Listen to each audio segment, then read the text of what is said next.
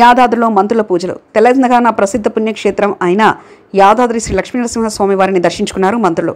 Tummala Nageswararao, Komatireddy Venkatareddy, MP Chamala Kiran Kumar, ప్రభుత్వ whip Birla Ailayya వారికి మొదటగా ఆలయ సాంప్రదాయ ప్రకారం స్వాగతం పలికిన వేది ఆశీర్వాదం అందజేసిన ఆలయ అర్చకులు ఆలయంలో సువర్ణ పుష్పార్చన పూజలో పాల్గొన్నారు. దర్శనానంతరం స్వామివారి లడ్డు ప్రసాదం అందజేసిన ఆలయ ఈవో భాస్కర్ अस्य श्रीमद्भगवतो देवदेवोत्तमस्य श्रीमदखिलाण्डकोटि ब्रह्माण्ड नायकस्य देवदेवस्य जगत्कुटुम्बिनः जगद्रक्षणार्थं वेदावतीर्णस्य यादाद्रिक्षेत्रे एतद्दीपप्रज्वलज्योतिज्योतिराख्यं कर्म करिष्ये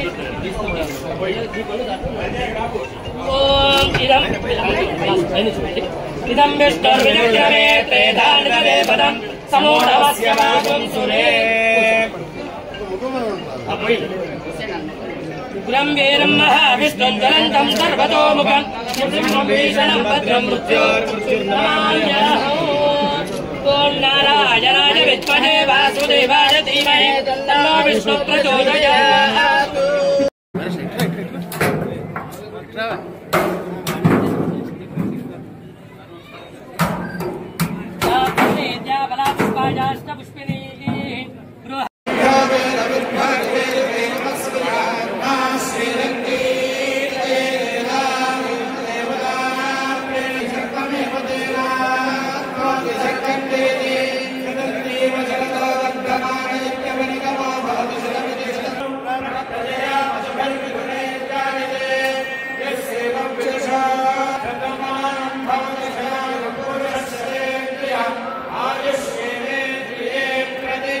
ఇటు చూడండి సార్. అయ్యగారు అయ్యగారు జరగాలి. ఒక్క నిమిషం సార్.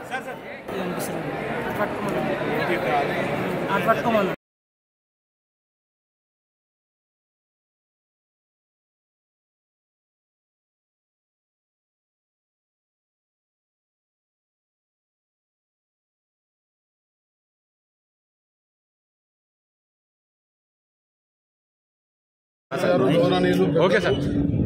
రైతుల పార్లమెంట్ కోసం రైతుల కోసం ఆనిషాలు కృషి చేస్తూ మన నాయకుడు తుమ్మల నాగేశ్వరరావు గారు ఇక్కడికి వచ్చే సందర్భంగా మేమందరం కూడా దర్శనం చేసుకున్నాం ఆ స్వామివారిని. ఆ స్వామివారిని ఒకటే మేము కోరుకునేది, వేరే సంవత్సరం లాగా కరువుకుంటే ఈసారి మంచిగా వర్షాలు పడ్డాయి సకాలంలో. ఇక ముందు కూడా అదే విధమైన ప్రజల మీద ప్రేమ చూపుతూ ముఖ్యంగా రైతుల మీదనే రైతులు అందరూ కూడా బాగుండాలని, అలాగే తెలంగాణ రాష్ట్రం సుభిక్షంగా ఉంటూ ముందు రాబో కాలంలో దేశంలోనే కాదు ప్రపంచ పటంలో హైదరాబాద్ కానీ తెలంగాణ రాష్ట్రం కానీ ప్రపంచ పటంలో ఉండే విధంగా ముఖ్యమంత్రి గారి నాయకత్వంలో మంత్రులందరూ చేస్తున్న కృషికి ప్రజల అభిమానంతో ప్రజల ఆశీస్సులతో లక్ష్మీనరసింహస్వామి ఆశీస్సులు ఉంటే తప్పకుండా మా ప్రజల కోసం 24 గంటలు కష్టపడి మేము ఇచ్చిన కార్యక్రమాలు, మేము చెప్పిన కార్యక్రమాలు అన్నీ కూడా ఇప్పటికే మొదలుపెట్టాం.